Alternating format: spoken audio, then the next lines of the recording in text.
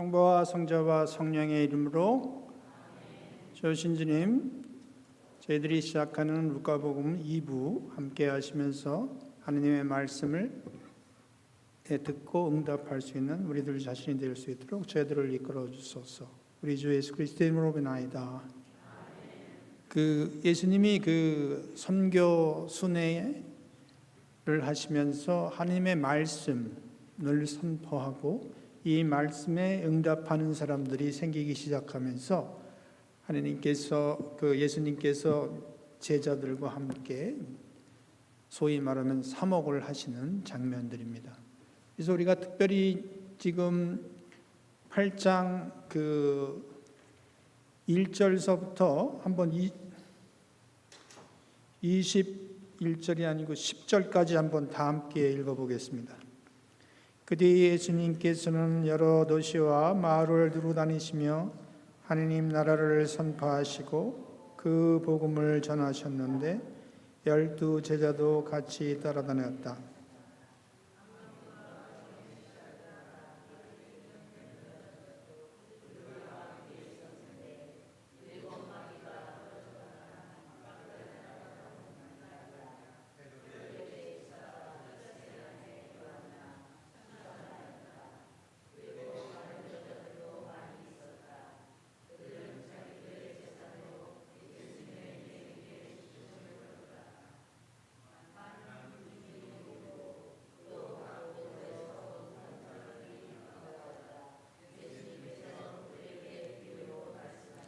잠깐 스탑하시고 그 다음에 비유로 설명하시는 내용들이 쭉 있고 난 다음에 19절부터 한번 읽어보세요. 이 비유로 시작하고 비유로에 씨 뿌리는 비유, 그 다음에 등불의 비유한 다음에 바로 내 어머니며 내 형제가 누구냐는 게 나옵니다. 19절부터 한번 읽어보겠습니다.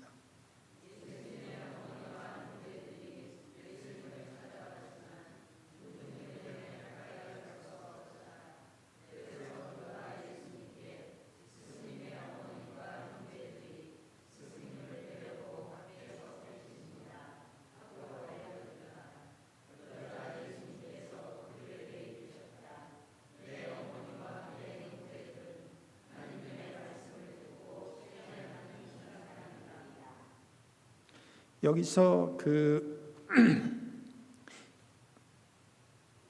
이렇게 제자들과 함께하는 장면, 그 다음에 함께 일을 도와주는 여자들이 예수님께서 혼자 사목하시다 함께 사목하시는 시작에 제자들 12제자를 포함해서 여자들이 함께 나오고 그러면서 군중들이 모이기 시작하는데 그 비유, 지금 3가지 비유를 설명하시는 내용이 나옵니다. 그러면서 이거를 잘 듣는 사람, 하느님의 말씀을 잘 듣는 사람이 내 형제요 자매라고 하는 말씀을 얘기하면서 하는 이유가 뭔지 우리 한번 살펴보겠습니다. 정리하면은 예수님은 12제자와 함께 선교를 시작하고 또 예수님의 말씀을 듣고 치유를 받은 여자들이 함께 일행이 됩니다. 여기에서는 듣는 것하고 믿음의 견지에서 하느님의 말씀에 다양한 응답을 하는 사람들이 나타나고 그런 행동에 따라서 인내하는 믿음에 이루어지는 하느님의 백성의 성격이 어떠한지를 여기서 보여주고 있습니다. 그리고 8장 시작에 여자들이 자기의 재산을 예수님의 일행들에게 시중을 들었고 함께 재물을 공유하고 섬기고 나누는 갈릴레아 여인들의 모습을 보여주고 있습니다. 이어서 이렇게 예수님께서 도시와 마을을 다니면서 하나님 나라를 선포하고 복음을 전하는 데 첫 번째로 12제자에 대한 언급이 8장서부터 시작됩니다.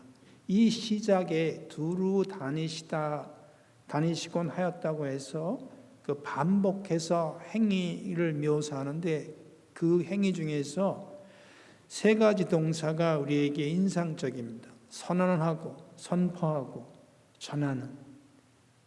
이 기쁜 소식을 선언하고 선포하고 전하는 그 동사를 그 두루 다니면서 하셨다고 얘기를 합니다. 자, 그러면은 이 복음 선포에 그 보통 예수님 혼자 하다가 12명이 함께 하고 거기다가 더 나가서 여성들의 활동까지 이렇게 다 포함이 돼서 시작합니다.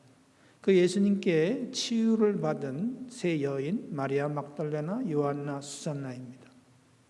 그래서 이들과 다른 여자들은 자기 재산으로 예수님의 일행을 시중 들었다. 이 얘기는 뭐냐면 예수님하고 제자들의 어떤 전교 활동의 모든 그 재정적인 그리고 뒷바라지 일을 다 했다는 얘기입니다. 그래서 오늘 복음을 선포하는 장면, 그 예수님이 복음을 선포하는데 함께하는 부류가 그 12제자를 포함해서 여인들의 공동체의 삶을 보여주고 있고 또 예수님 혼자에서 12명과 함께 복음 선포의 그를 확장시켜서 이 제자직의 그 확장을 우리에게 보여주고 있는 내용입니다.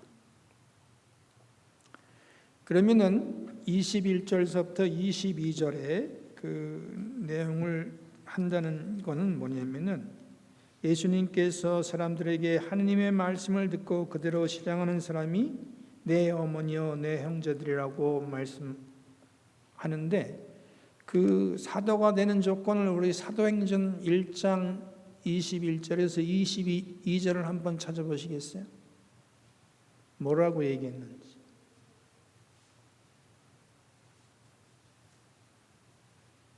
사도행전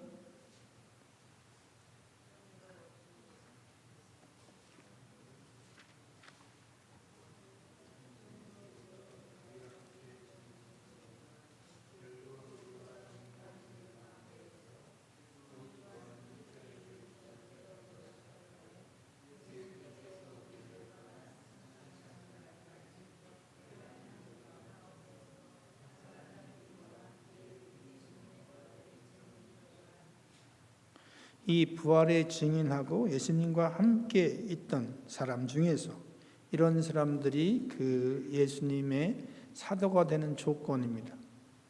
그러니까 요한이 세례를 주었던 때부터 예수님께서 우리를 떠나 승천하는 날까지 줄곧 동행하는 이들 가운데 속하여지만 사도가 된다는 얘기입니다. 그런데 여기에서 그 여자들은 예수님의 공생활을 함께 했고 그 다음에 예수님의 십자가 아래 함께 있었고 예수님이 무덤에 묻히심을 증언할 수 있는 목격자가 되었고 예수님께서 다시 부활하셨다는 천사들의 메시지를 전해주고 예수님의 메시지를 전해준 사람이 바로 이들입니다. 그래서 부활하신 예수님을 만난 사람들이 이런 제자가 될 수 있고 여자들 역시 복음 선포의 사도적인 증언을 해주는 역할을 한 결국 그 여성도 그 사도가 될 수 있는 그런 그 자리에 올랐다는 사실들을 루카복음은 강하게 우리에게 얘기해 주고 있습니다. 그러면서 그 중간에 그 씨 뿌리는 비유를 계속해서 4절서부터 15절 얘기하는 이유는 제자들이 하느님의 그 말씀을 깨닫는 특권을 가졌다는 얘기를 합니다. 그리고 하나님의 나라의 어떤 신비는 어떤 그 신비적인 영적인 지혜가 아니라 하나님 나라는 인간의 삶 안에서 그 찾을 수 있는 그 지식이라고 얘기해요.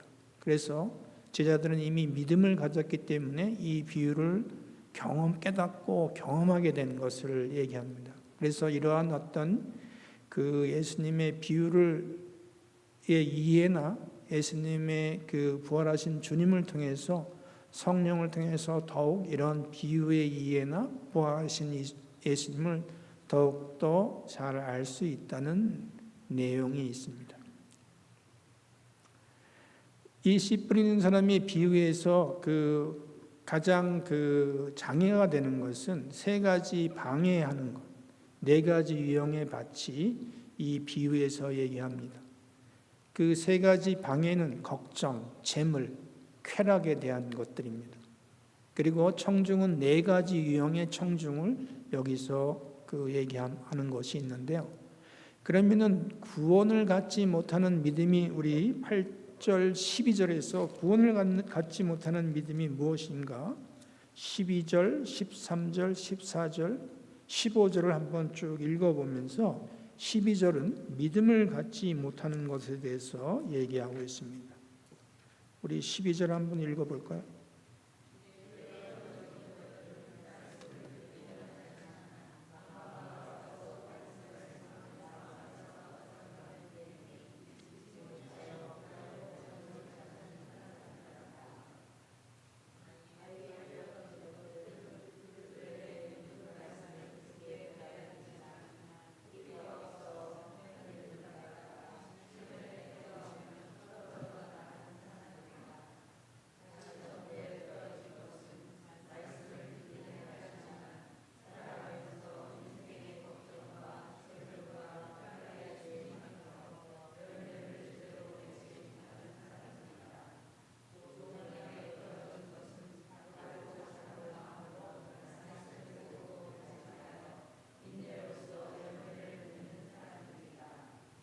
그래서 여기 그 11절에서 12절에서 15절의 내용은 그렇게 첫 번째 청중의 첫 번째는 구원의 믿음을 갖지 못한 사람에 대해서, 두 번째는 시련을 당할 때 돌아서 배반하는 이들, 세 번째는 인생의 걱정과 재물과 쾌락에 숨이 막혀서 열매를 못하는 이들, 그 다음에 착한 마음으로 말씀을 듣고 간직하여 인내로서 열매를 맺는 이들, 이렇게 청중의 네 가지 유형을 얘기하고 있습니다.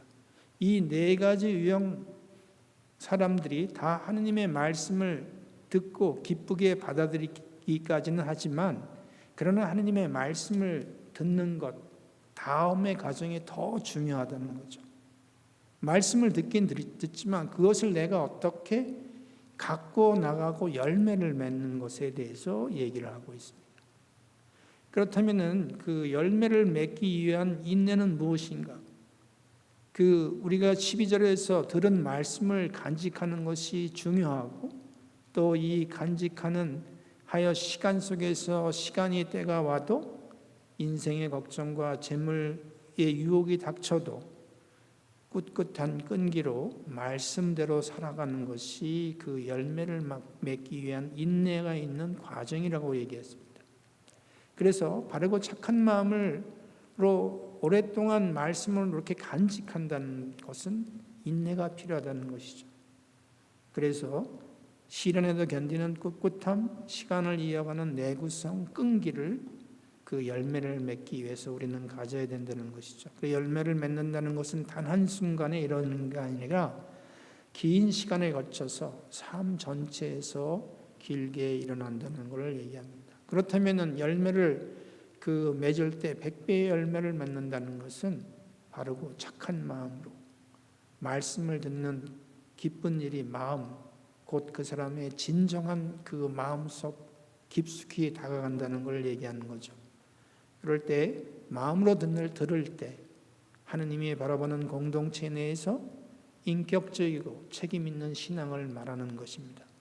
모든 일에는 하느님의 은총이 없이는 일어나지 않습니다.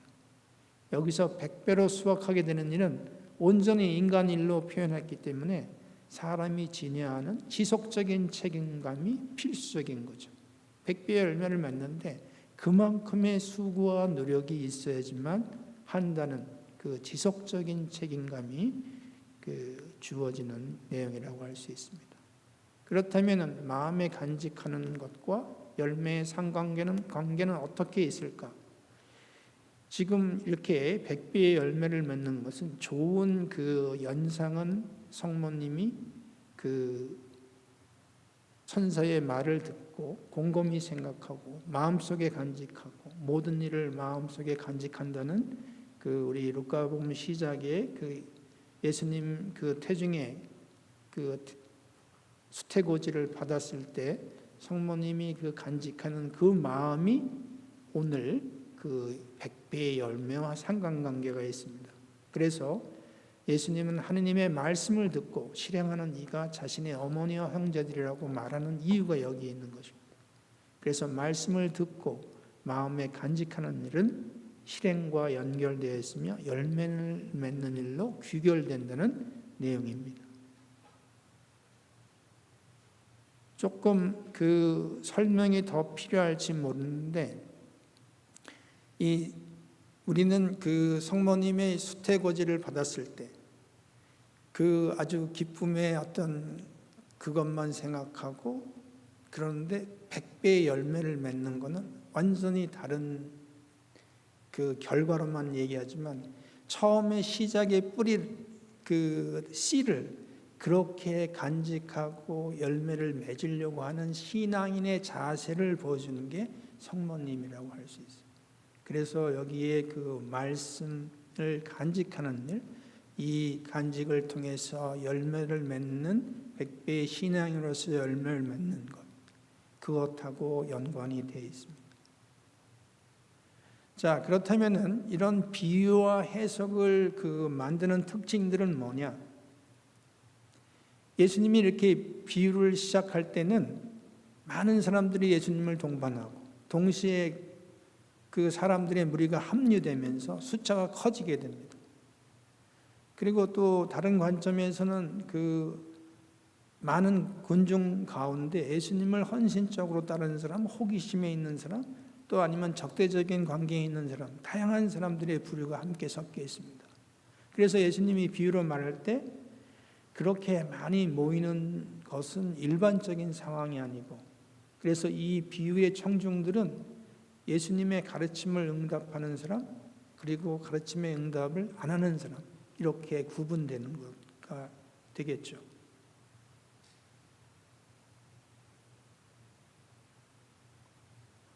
두 번째는 이렇게 이런 특징들은 복음서에서 유일하게 비유를 통해서 얘기하는 루카복음이 제일 많은 비유의 20가지를 소개하는데, 비유 안에서 자신을 발견하라는 호소입니다. 그래서 진정 듣기를 초대하는 예수님의 부르심은 항상 자신의 고유한 상태나 반응, 응답을 인식하라는 것이죠. 그래서 자기 자신에 대한 깨달은 것, 반성한 것들을 응답하라고 하는 부르심이 두 번째 비유를 통해서 하시는 거고, 세 번째는 비유에 대한 예수님의 긴 해석이 있습니다. 복음서 다른 곳에서 어떤 말씀보다 훨씬 더 길고 고유한 게 루카 복음에서 비유로 설명하는 특징이고, 네 번째는 해석은 경청하라는 예수님의 호소에 바로 이어지지 않고 제자들과 사적인 만남을 통해서 제자들에게 하는 나라에 대한 설명을 해줍니다. 그러나 나머지 사람들에게는 이 설명이 없기 때문에 수수께끼로 남고 신비로 비유로만 설명할 수밖에 없는 것이죠. 이 신비에 대한 이해는 신비가 주어지는 이들하고 이 신비를 수수께끼 같은 비유로만 받아들이는 이에게 구분을 하는 것은 예수님의 제자들하고 대화할 때 아니면 이해 못하는 사람으로 할 때 구분은 너희에게라는 말에서 결정됩니다.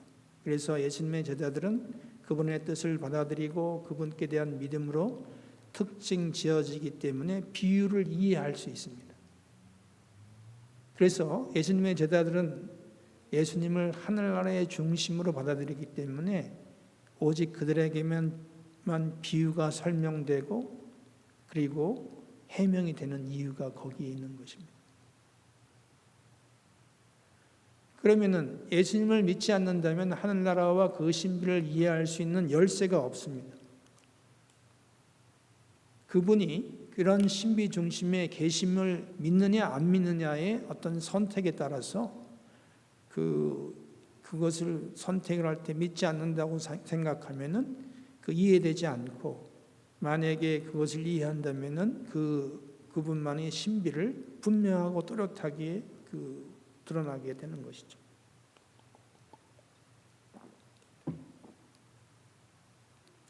그러면은 이러한 복음의 씨를 받아들이는 토양의 질은 씨앗이나 씨 뿌리는 사람에게는 전혀 변화가 없습니다. 토양에게만 변하게 했습니다. 그래서 씨앗과 씨 뿌리는 사람은 일정하고 긍정적인 가치를 유지합니다. 그러나 실패나 성공은 그 토양의 가능성에 달려 있습니다. 좋은 땅, 나쁜 땅이 있다는 것인데 여러분은 어떤 땅입니까? 하고 질문하는 것입니다. 그래서 관심은 땅에 집중되어 있는데 그 좋은 땅을 어디서 찾을까? 예수님을 믿지 않는다면, 그분의 제자가 아니라면 그들은 자신의 구원을 위한 깊은 의미를 결코 이해하지 못할 것이라고 얘기하는 것이 그 비유에서 토양의 비유입니다. 그 예수님은 제자들에게 나를 믿기 때문에 더 이상 너희에게 비유로 말하지 않겠다고 말씀하시잖아요. 그래서 오히려 제자들은 그 믿음 때문에 비유를 이해할 수 있다고 말씀하시는 겁니다. 그래서 비유로 말하는 것 또한 믿지 않는 이들과 지속적인 소통의 양식이 되는 것입니다. 문제는 다른 집단을 위한 다른 설교 방식이 아니라 믿는 이와 믿지 않는 이의 그 사이의 차이입니다. 너무 이게 어렵게 얘기하는 건데, 제 얘기는 아까 여기서 얘기한 것처럼 그 토양의 질에 따라서 하나님의 씨를 받아들이느냐 안 받아들이느냐 그 차이가 있다는 것이죠. 그래서 믿는 이는 어떤 하나님의 이끄심에 따라서 비유를 정확하게 해석할 수 있다는 것이고, 믿는 이라는 것은 씨앗이 심어진 좋은 땅을 다른 방식으로 얘기하는 겁니다. 그래서 예수님을 믿는 사람만이 이 비유를 이해할 수 있고, 또 그분의 가르침을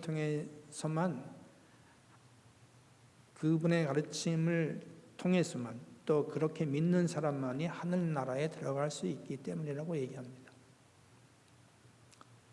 그러면 여기에서 세 가지 위협이 있는데, 하나는 악마고, 두 번째는 유혹, 세 번째는 아까 얘기하는 그 장애, 걱정, 재물, 쾌락이죠. 그 악마는 왜 어떤 사람들은 믿지 않는지를 설명합니다. 그 구약 성경에 하나님을 향한 악마의 적대감이 존재하는 것이 있습니다. 악마는 처음부터 예수님을 거부한 사람들, 그 안에 씨앗이 자라나 최소한의 기회가 없는 것이죠. 이런 경우는 아무것도 없는 사람의 경우입니다. 그래서 전적인 그 자유의지가 아니라 하느님을 훼손하는 뜻에 힘이 놓여 있다는 것을 얘기합니다. 두 번째 시련은 루카가 특정한 순간, 특히 예수님의 체포와 죽음의 순간에 제자들이 도주하는 것과 같다고 얘기합니다. 그래서 예수님은 그들에게 유혹에 빠지지 않도록 기도하라고, 시련을 피하라고 경고하십니다. 그런데 유다는 이런 유혹에 저항하는 데 실패한 예가 되는 것이죠. 그래서 따라서 척박한 땅이라는 것은 믿음의 뿌리를 받아들이는데 충분하지만 시련과 유혹의 때에 그 믿음을 지킬 수 없는 것을 얘기합니다. 이런 어떤 특히 루카복음과 사도행전에서 이러한 쓰인 배경은 박해였고, 이런 시련의 시기에 신앙을 굳건히 하라고 하는 말씀이 들어있는 내용들이 여기 있습니다. 이 시련이나 유혹에 대한 신앙인으로서의 어떤 시련과 유혹에 빠지지 않도록 하는 것은 자기 자신들이 1세기의 어떤 박해 상황을 그려내는 것도 함께 포함되어 있습니다. 그래서 삶의 걱정을 하면서 재물, 쾌락 같은 말은 예수님 설교 전반에 걸친 관심사입니다. 특히 루카복음에서는 예수님을 삶을 유지하고 발전시키는 유일한 원천이 자기 자신이라고 여기는 사람을 걱정하는 거죠. 자기가 하느님이라는 사람을 걱정하는 거죠. 모든 것이 자기 주관대로, 자기 뜻대로, 자기 마음대로. 그게 바로 하느님이지. 그런 사람은 하느님께서 삶을 지탱하고 진전시키는 분이라는 것을 믿지 않죠. 그래서 필연적으로 항상 피조물 안에서 안정과 생명과 행복의 신을 찾습니다. 만일 삶의 궁극적으로 본질적인 그 안정을 찾는다면은 누가 나의 하느님인가를 한번 물어봐야 되죠. 이렇게 어떤 피조물에 대해서 그런 데서 안정과 평화를 찾으려고 한다면 누가 하느님인가를 스스로 자문해야 된다는 얘기를 하고 있는 것입니다. 그래서 하느님은 나에게 누구인가? 사람이 하느님을 떠나서 구원을 생각할 수 있다고 생각하면 그 사람의 노력은 삶의 원천이라고 하는 것에 집중하는 것이죠. 그것은 바로 재물이라고 요약할 수 있습니다. 자신의 삶이 유일한 원천이라고 믿는 재물을 추구하는 데만 자신의 에너지를 쏟을 것이기 분명하기 때문입니다. 재물과 같은 그 무엇, 재물을 자신의 하느님으로 영원히 살게 해줄 수 있는 수단을 만드는 것이죠. 그러면은 결국 하느님을 아버지라고 부르면서 존재의 원천을 다른 데서 찾는 것은 결국 그분이 우리 아버지라고 불리는 것을 부인하는 게 되는 것이죠. 모든 것이 결국 영원한 질문에 이르게 되는데 누가 내 삶의 원천인가? 하느님은 나에게 누구인가? 라는 질문에 도달하게 되는 것이죠. 그래서 삶의 쾌락은 이상과 종교적인 신앙을 부패시키는 강력한 수단이라고 얘기하는 것이죠. 쾌락의 만족은 사람이 자신의 행복이 그 쾌락에 달려있다고 만드는 경향입니다. 사람은 신앙에서 요구하는 희생 없이 기쁨을 발견한다고 생각하기 때문에 쾌락을 찾는 것이죠. 돈이나 쾌락은 내가 원하는 모든 것을 줍니다. 그러니 늘 돈만 필요하다고 다른 어떤 것도 다른 어느 누구도 필요하지 않다고 여기는 것이죠. 이런 식으로 생각하면은 하느님 나라에 들어가기 위해서 예수님을 믿고 회개하라고 부르심은 아무런 의미도 없고 또 이것은 신앙의 뿌리도 내릴 수 없는 그러한 몹쓸 땅이죠. 척박한 땅이라고 할 수 있는 것이죠. 그 유혹을 거부한 것을 통해 좋은 땅에 예수님의 순종을 보여주는데 첫 번째는 삶을 영원히 보호하고 향상시키는 것에 누구에 대한 믿음입니다. 오직 야훼만이 하느님께 올려야 할 숭배와 순종을 받을 자격이 있다고 굳게 확신하는 것입니다. 세 번째는 예수님 자신을 향한 하느님의 사랑에 대해서 온전한 신뢰와 마침내 예수님은 자신의 죽음에도 삶에서 자신이 선택한 자기 뜻이 아니라 항상 아버지의 뜻에서 결정됐다는 사실을 다시 말하려고 하는 겁니다. 예수님의 순종의 삶은 믿는 이들에게 그분의 삶이야말로 수많은 비유가 지닌 진실을 가장 잘 반영하는 삶이라고 하겠습니다. 자, 그러면은 그 말씀을 듣는 방식에 16절에서 18절의 내용을 보시면은 그 등불의 비유를 하고 있죠. 그 등불을 켜서 그릇에 덮어두거나 침상 밑에 두는 사람은 어디 있겠느냐? 누구나 등경 위에 얹어놓아 방에 들어오는 사람들이 그 빛을 볼 수 있게 할 것이다. 감추어둔 것은 나타나기 마련이고 비밀은 알려져서 세상에 드러나기 마련이다. 내 말을 명심하라. 가진 사람은 더 받을 것이고 가지지 못한 사람은 가진 줄 알고 있는 것마저 빼앗길 것이다. 그 말씀을 듣고 결실을 맺는다는 결국 불을 밝히는 등불과 같이 말씀이 눈에 보이는 형태로 드러나는 걸 얘기하는 것이죠. 그래서 제자들은 하느님께서 나라의 신비를 아는 지식을 받았으니까 등불을 켜서 등경 위에 놓듯이 이를 전파하라는 얘기입니다. 그래서 이것은 우리에게, 바르고 착한 마음을 지닌 우리들에게 하나님의 말씀을 간직하고 있고 자신의 인내가 있기 때문에 다른 얘기도 빛이 될 수 있다는 것입니다. 그래서 말씀을 듣고 간직하고 인내로서 실행하는 사람은 숨길 수 없다고 얘기하는 거죠. 그것은 결국 열매는 맺기 마련이라는 것을 그 말씀을 듣는 방식에 설명하는 이유가 여기에 있습니다.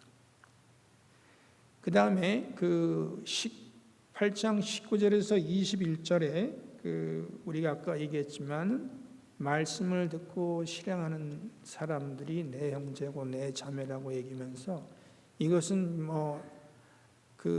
예수님의 어머니와 형제를 비난하고 그러는 것이 아니라 말씀을 실행하고 듣는 진짜 하나님의 자식이 누구인지에 대해서 얘기하고 있는 겁니다. 혼자 열매를 맺는 일로 끝나는 게 아니고 그 일로 예수님의 인격적인 관계를 형성한다는 얘기입니다. 그래서 하나님의 말씀을 듣고 실행하는 이들이 바로 예수님의 어머니와 형제가 된다는 뜻입니다.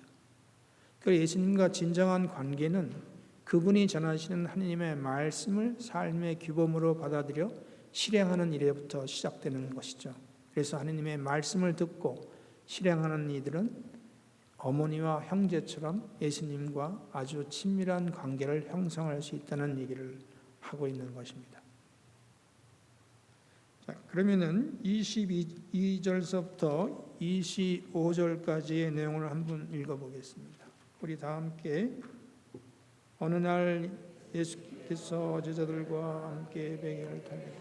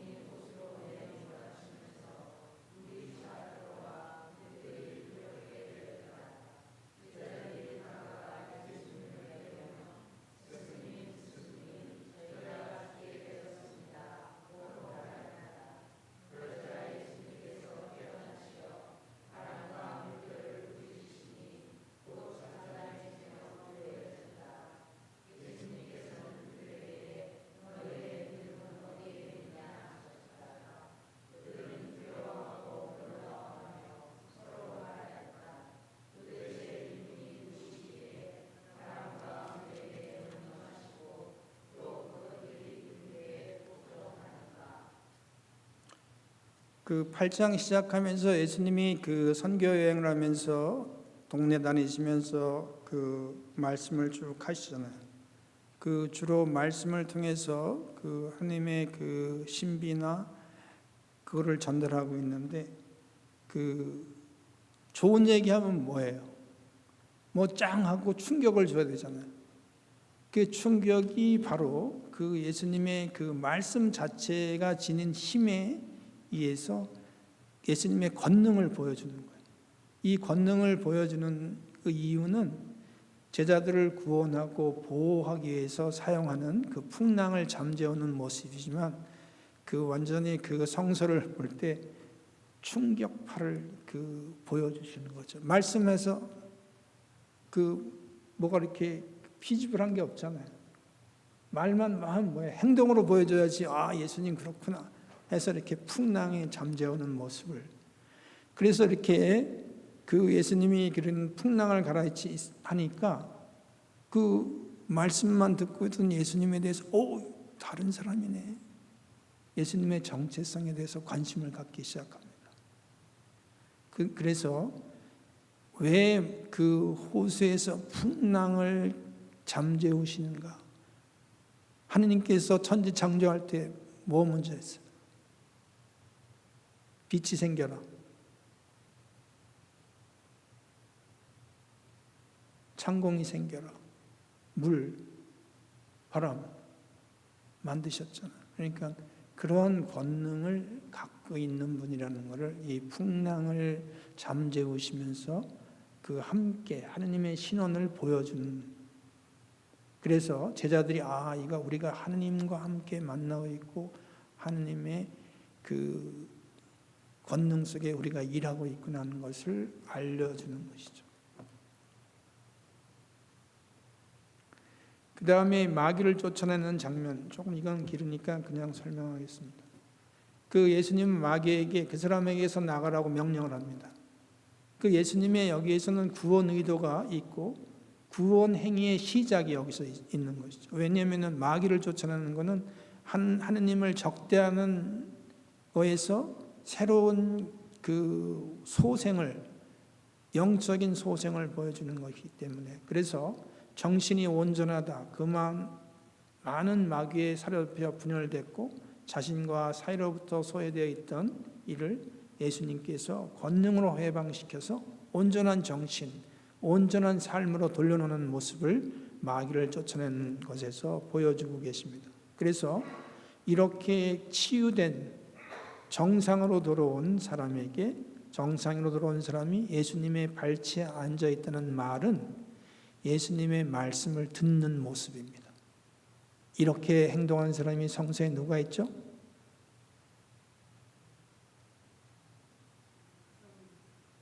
제일 성당에서 일 열심히 하는 사람은 본명이 뭐죠? 마르타. 마리아가 예수님 발치에 있잖아요. 기도 같이 얘기 나누듯이. 오늘 마귀를 쫓아낸 사람도 발치에 있다는 건 하느님의 말씀을 듣는 사람으로서 가까이 있다는 것. 그것은 다시 말하면 제자가 된다는 뜻입니다. 그래서 그는 물러가서 예수님께서 자신에게 한 일을 온 고을 사람들에게 말하게 됩니다. 자, 오늘 그 하이라이트의 장면이 야이로의 딸하고 하이란 부인의 얘기입니다. 우리 성서 내용 다 읽지 말고 정리한 내용을 한번 보면은 그 40절에서 42절에 그 내용에 12살쯤 되는 외동딸, 그 아이가 죽어가고 있었다. 그 다음에 43절에는 여자로 얘기하고 그 여인을 12해 동안 하이란 여인으로 특징 지어서 얘기합니다. 그런데 그 44절에서 47절에 예수님의 옷자락을 잡게 됩니다. 그런데 예수님께서 옷자락을 잡는 순간 힘이 빠져나가고 여자는 하이를 멈춥니다. 그러고 난 다음에 그 예수님이 이 내 옷자락을 잡은 사람이 누구야? 그랬더니 좀 그 물어보죠. 그냥 지나가는 게 아니라 그렇게 나타나서 무릎을 꿇고 예수님께 경배를 하니까 따라 내 믿음이 너를 구원하였다. 이 구원이란 표현이 많이 나오진 않아요. 몇 번 나오는, 성서에 몇 번 나올 것 같아요. 지금 야이로의 땅하라고, 지금 옷자락을 잡은 여인, 그 다음에 또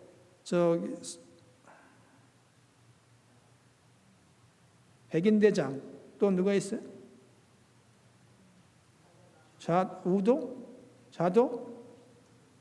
우도 있고, 그 다음에 또 누가 있어요? 예? 예리고의 소경?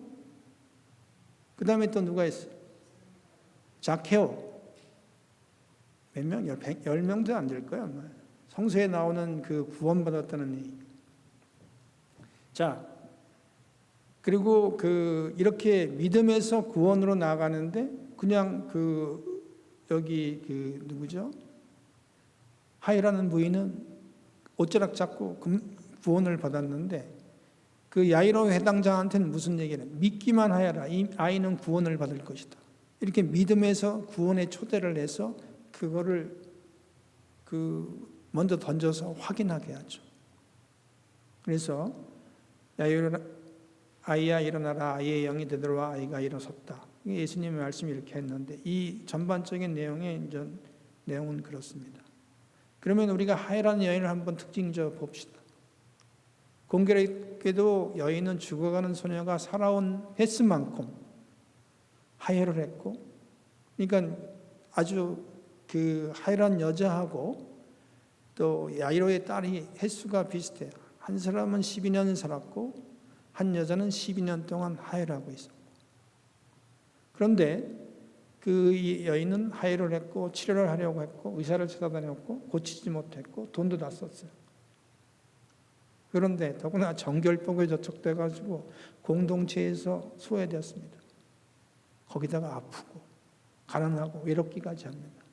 그러니까 여인은 예수님의 소문을 듣고 하나님께서 자신을 낫게 해주려는 희망을 내서 예수님께 다가서는 거죠. 그게 하혈하는 여인의 입장에서 예수님을 만나게 된 그 동기죠. 그러면은 마음속으로 그 여인의 심정을 살펴보면은 자기가 10여 년 동안 이렇게 심한 고통을 받았다면은 자기 삶이 어땠을까요? 아까 가난해졌다 그러잖아요. 그리고 그녀는 도움을 청해서 사람들을 찾기도 했지만 외로움이 있고 또 도움을 청했지만 모든 게 잘 되지 않았죠. 이런 것들이 복음의 오늘 그 하혈하는 여인으로 표현됐지만 그러한 부류의 모든 여인을 대표하는 것입니다. 고통받는 여인. 그래서 예수님만이 치유할 수 있는 유일한 분이고 그 예수님은 그 여인 사이에 사랑과 믿음으로 가득 찬 짧은 순간에 옷을 만지고 누구냐? 그러면서 그 사랑하는 그 따라 하는 그 이스라엘 구성원으로서의 이름을 불러주면서 그 공동체로 다시금 돌아가는 그런 행운을 누리면서 또 구원까지 얻게 되는 그 여인의 그 모습을 보게 됩니다. 그러면 더 깊게 보면 여인의 행동은 많은 군중이 몰려와서 북새통인데 예수님의 옷자락을 잡으려고 조심스럽게 손을 내밉니다. 그래서 예수님은 누군가의 자기 손에 댔다는 것을 확인하고 그 힘이 나간 것이 알죠. 그런데 그렇게 누구냐고 했을 때 예수님 앞에 엎드릴 수 있는 것도 은총이고 그분의 부르심에 도망가지 않고 앞에 나서서 절까지 하는, 경배하는 그런 그 모습을 우리에게 보여주고 있습니다. 그래서 자기가 무슨 까닭으로 예수님께 손을 댔고 또 어떻게 즉시 병이 나았는지 그 주변의 군중들한테 다 얘기합니다. 그래서 백성 앞에 치유됐다는 사실을 또 기적의 사실을 증언을 하기 시작합니다. 그러면 예수님의 반응은 어떤가? 그 예수님이 따라라고 부르면서 메시아의 권위를 나타내고 또 야이로가 자신에 대한 그 부성애를 보여줬다면 예수님은 치유를 통해서 여인에게 이스라엘의 자녀라고 다시 부릅니다. 공동체로 환원시켜줍니다. 예수님의 자비와 사랑을 통해서 그녀의 몸뿐만 아니라 고되고 외롭고 힘들었던 마음까지 치유해 주시는 것입니다. 그래서 여기서 여인은 믿음으로 구원받았고 평안히 가라는 축복도 받습니다. 누가 나의 옷을 만졌느냐고 묻는 이유는 가서 평안하게 살라고 하는 말씀입니다. 여기서 그 회당장의 그 구원을 우리가 한번 살펴봅시다. 죽었다는 것은 인간적인 차원에서 어떤 것도 해도 소용이 없다는 내용입니다. 그런데 두려워하지 마라. 다음에 오직 믿기만 하여라고 권고하시는 예수님의 말씀은 아이는 구원을 받을 것이다. 예수님은 지금 믿는 자에게 주어지는 구원을 회장당에게도 보증하고 있습니다. 그래서 구원을 목격하고도 악화된 상황 때문에 믿음을 저버릴 건지 다시 굳게 믿고 한 발 나아갈 건지의 선택의 길에 있는 야이로에게 믿음을 촉구하는 것입니다. 이 회당장 딸의 구원에서 기적 자체보다는 예수님의 권능에 대한 믿음으로 이루어지는 지가 구원에 초점이 있는 것입니다. 그들은 죽음 앞에서 어떤 일도 할 수 없다는 것을 알고 확신합니다. 그들이 아이가 죽었다는 사실을 그렇게 확신하고 있으니 죽음에서 아이가 일어나게 될 때 바로 그 자신이 그 사건에서 명백하게 증인이 될 것이라는 걸 얘기하고 있습니다. 그런데 예수님께서는 자고 있다고 하신 말씀은 아이가 안 죽었다는 의미가 아니라 당신이 일으킬 것이므로 아이의 상태가 마치 잠든 것이라고 한시적인 뜻으로 얘기합니다. 그래서 아이야 일어나라 하고 손을 잡는 것은 돕는다는 뜻의 성서적인 표현입니다.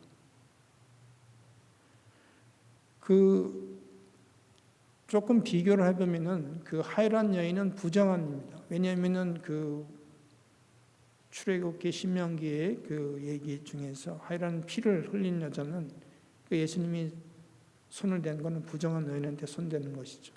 또한 그 죽어가는 그 죽은 시체에 손을 대는 것도 부정한 일이죠.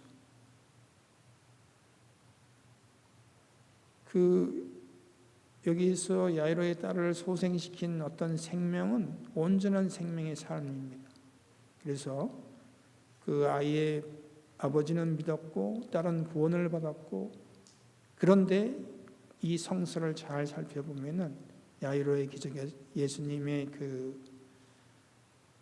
야이로를 살리신 기적, 또한 하이란 여인의 기적을 했을 때 3명의 제자들의 반응이 없습니다. 군중들의 반응은 있는데 제자들의 가까이 따르는 3 제자들의 반응은 없습니다. 한번 가서 살펴보세요, 성서를. 자, 그러면은 오늘 하려고 하는 제 이유는, 오늘 비유의 설명을 루카복음이 20가지를 소개하는데 오늘 시작을 조금 몇 가지, 2가지 서론과 1가지, 2가지 비유를 얘기했어요. 씨 뿌리는 밭의 비유, 그 다음에 하나는 등경 위에 등잔 위에 비유 하는데, 이게 비유를 때 우리가 잘 좀 주의 깊게 읽어야 하는 것은, 비유를 이해하려면은 이게 기원후 30 예수님 시대에 있었던 사회, 정치적인, 종교적인 세계를 조금 고려해서 알아야 되고, 2번째는 이게 실제의 세계를 가상의 이야기를 통해서 가상의 도덕적인 본보기를 이렇게 제시하는 겁니다. 그리고 그 비유를 통해서 군중이 옳고 그름을 판단하도록 질문하는 겁니다. 그래서 비유에서는 청중이 자신의 경험을 통해서 옳고 그름을 판단하라는 예수님의 기대가 담겨 있습니다. 그리고 비유에는 오류가 없다고 인정을 해야 합니다. 그래서 청중들이 그 가상의 이야기에서 아무런 오류도 발견할 수 없음을 이해해야 합니다. 그리고 이 성서책이 쓰여진 것은 예수님이 기원은 30년 전에 얘기한 것하고 기원후 85년 후에 루카복음이 받아서 기술한 비유의 의도에 사실은 조금의 차이가 있을 것을 여러분이 비유를 통해서 간직하고 알아야 됩니다. 오늘은 첫 시간이라서 저도 준비는 했지만 이거 너무 오래전에 준비를 해놓은 거라서 제가 살을 붙이고 시간 내에 빨리 할 수 없어서 오늘은 이렇게 하고, 마지막 우리 성가 부르면서 강의 끝내도록 하겠습니다.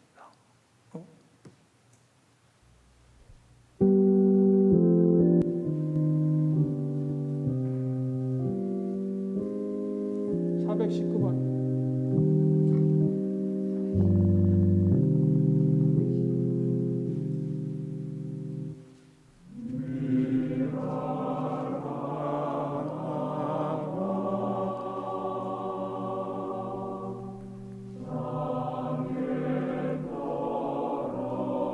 그냥 감상하세요. 이게 너무 느리네.